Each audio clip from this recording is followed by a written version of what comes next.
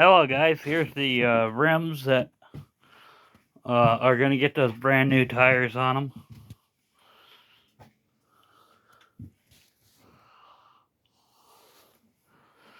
Look alright.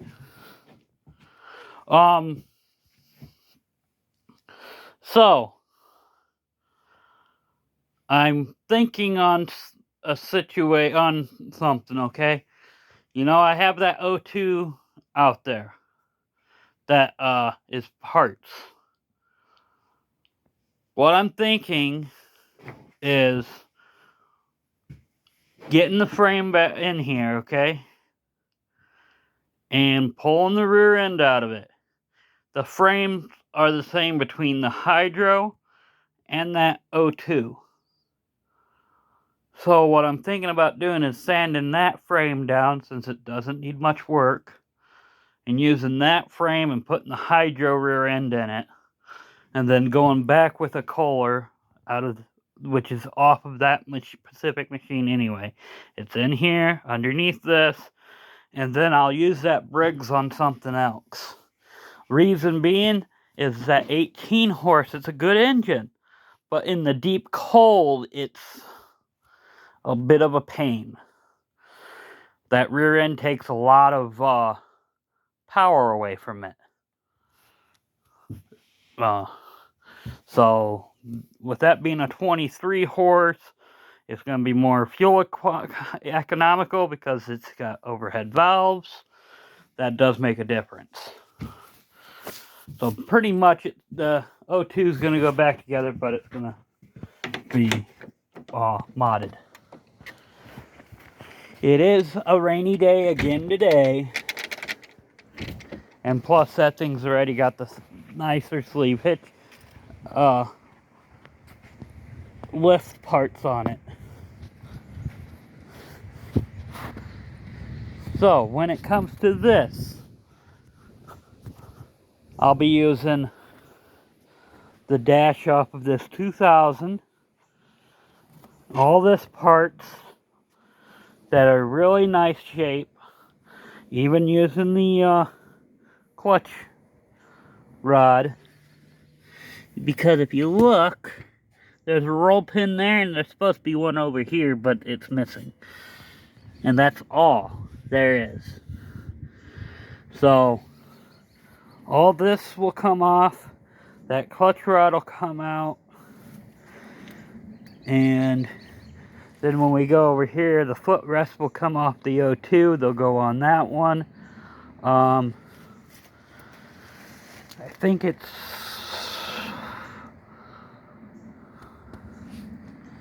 I have to look. One of these front ends is going to go on there. And this front might be just sanded down and painted because, you know, there's a lot of rust on this thing from it sitting outside. Of course, this hood is off of that parts O2, okay? You see, this is all rusty, and it's like that. So, you know, that's all stuff that's going to detract from the value once it's done. The electric clutch is ordered off for this. It was ordered today. So in a couple weeks, it will be back into the shed. Or this one will be in the shed. It's never been there yet. What I didn't tell you, Monday I got my black 1500 back from the mechanic. You see the blue, it's doing just a great, you know, it's an overall great truck. They both are, actually. But I've been having a vibration from 55 to 65 on the black one. Plus other stuff of road noise. Well, come to find out, the mechanic picked it up. I got a busted leaf spring right here on this side. The eyelet up there at the front of the leaf is busted. So it's from, well, part of it's from the age of the truck, because it is a 93. It's part of it is age, the salt around here on the frame, because that frame is really rusty. And if you remember, well, no, I don't think I filmed much of that. I don't think I even filmed any of this. But this whole area here was sunk down. Over right in front of that shed was like a 2-foot drop off. I hauled in over 30 loads of sand with the bed of my black truck. And then on top of it, I've had several semi-loads brought in. And, you know, it was free dirt for me because of the fact that the guy knew what I was doing, because my mom was having a hard time back then walking. But yeah, it was all free dirt brought in. But just a reminder, 30 loads, and those leaf springs were bending the other direction every time I had one of those loads on that truck. So, you know, I'm glad that I did get help by the semis taking over, but, you know, that was 2017 into 2018. So, you know, it is what it is.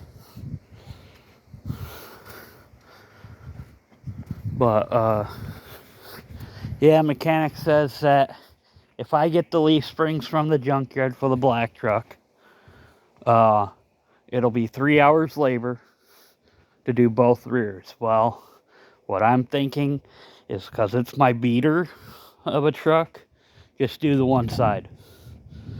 And, let it, the other side go until it breaks. So, there's Flash, guys. Flash.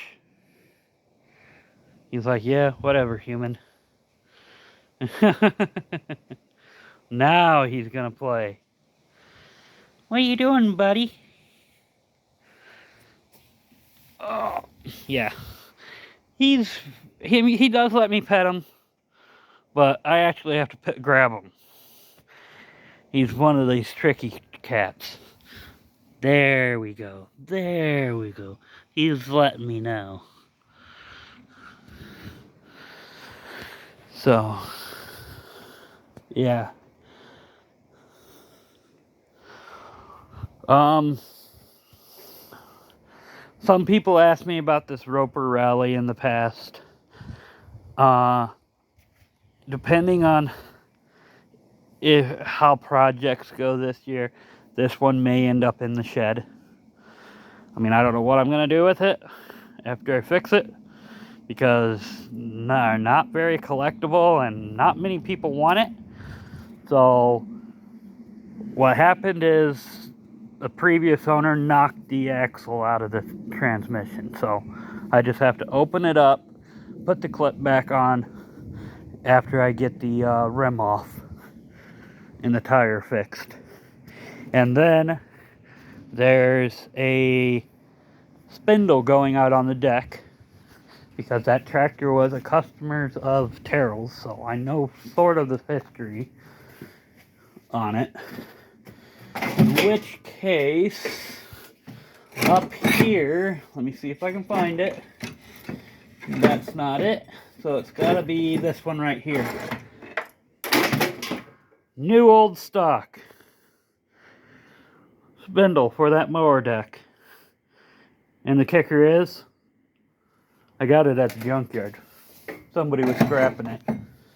I paid like $5 for it. So, I'll have a good spindle, and if the other side's bad too, I do got some used ones that are in okay shape. So, you know, like I said, that will come up sooner or later. We also have the lawn keeper in the front yard, which is very similar to this. So, okay. The lawn flight, that's another one. I gotta source the belts. I have to put another engine on it.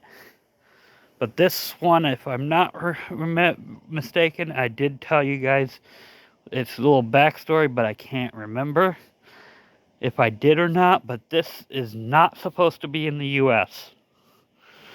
It's an export model, meaning it's supposed to be in Canada and England, not in the U.S.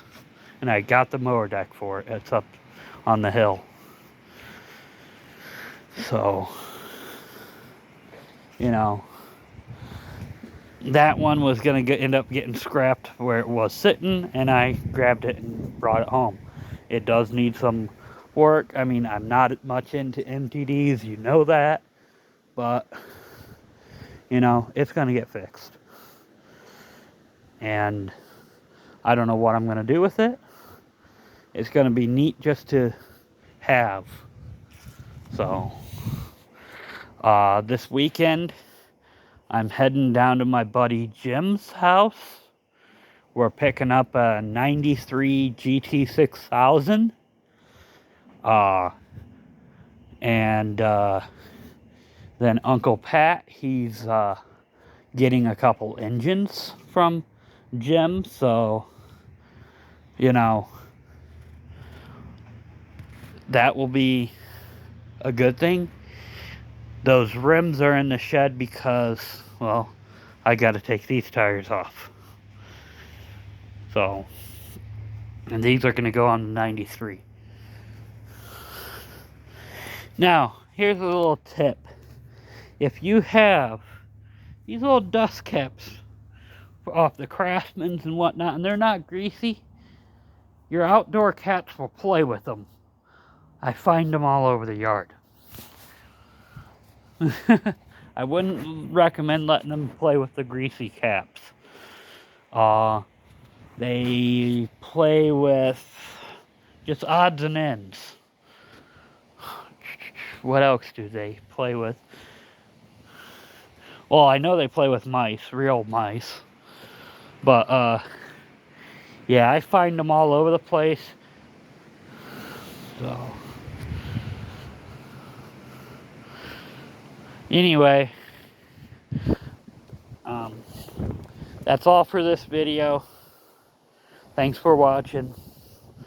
And, I'll see you guys on the next one.